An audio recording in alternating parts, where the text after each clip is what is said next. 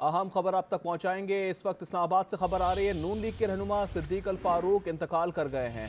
इस हवाले से आपको हम अपडेट कर देते हैं। नून लीग के रहनुमा सिद्दीक अल फारूक इंतकाल कर गए हैं, इस दुनिया फानी से कूच कर गए हैं। जबकि इस्लामाबाद से खबर आप तक पहुंचा रहे हैं, सिद्दीक अल फारूक नून लीगी रहनुमा इंतकाल कर गए हैं। नून लीगी रहनुमा सिद्दीक अल फारूक इंतकाल कर गए हैं। सिद्दीक अल फारूक गुर्दों के आर्जे में मुब्तला थे। इस हवाले से ये भी तफसीलात सामने आई हैं।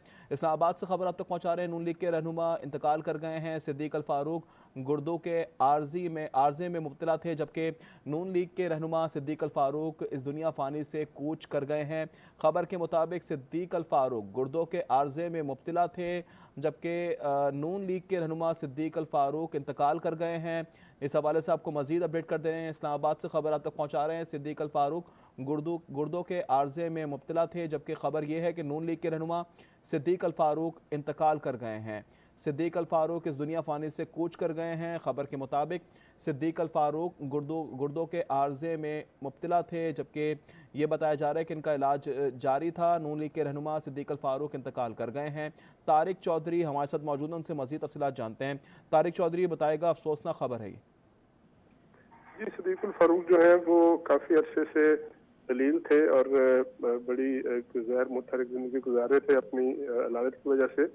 और कुछ दिन पहले इरफान सिद्दीकी साहब, जो कि सेनेट में खारजा कमेटी के चेयरमैन भी हैं, उन्होंने उनकी याद की थी।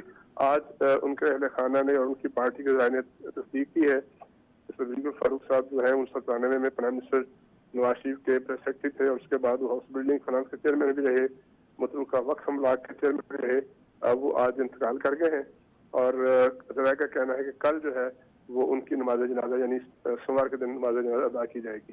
जी, तारिक चौधरी हमें अपडेट कर रहे थे।